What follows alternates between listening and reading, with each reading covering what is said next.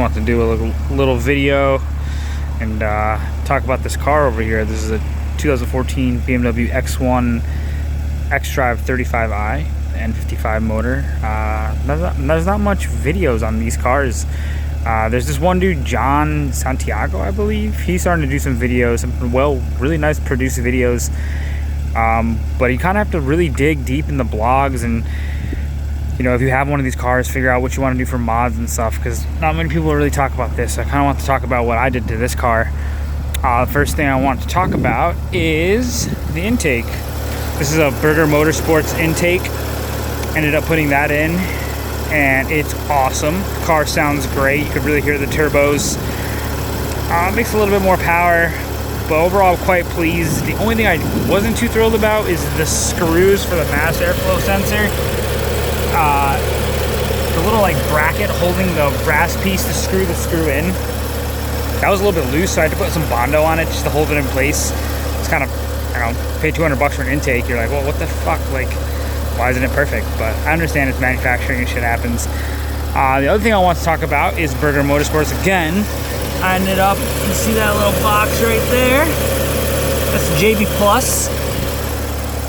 I ordered it online, and then I got an email back from them saying, hey, actually JB Plus doesn't work for this chassis. So I was like, crap. So I ended up just getting the intake instead.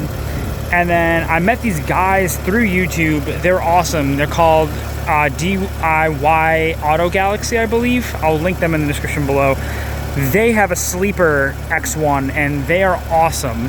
I went to their shop in Jersey, and they said, yeah, it totally works. So I ended up just buying a JB Plus from them, and they put it in, and oh my God, it makes such a big difference.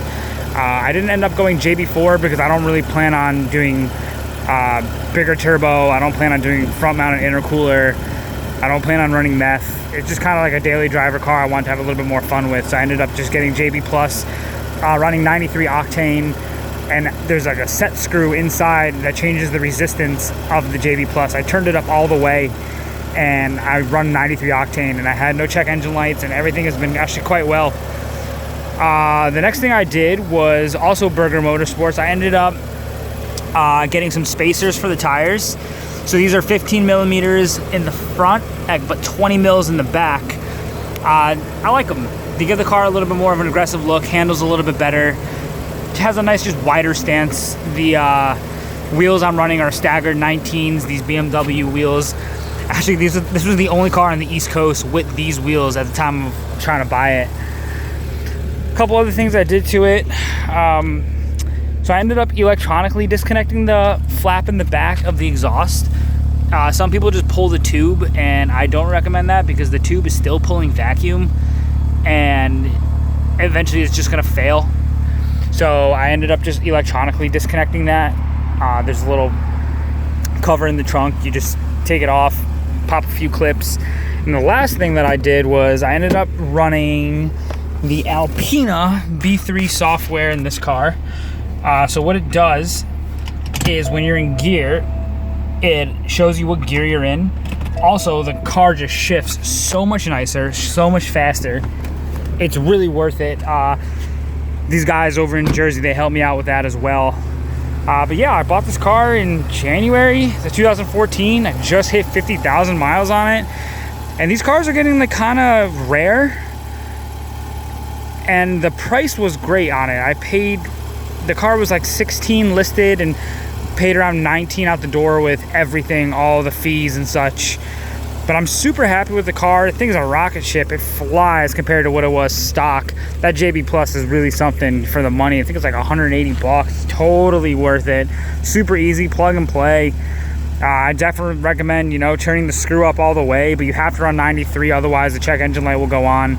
So maybe carry like a set of screwdrivers in the car with you, just in case you're in a state where they don't have 93. If they have 91, you can just quickly take it out and adjust the screw down a little bit so the check engine light doesn't go on. But yeah, if you guys have this car, you know, drop a comment, let me know what you guys did to it.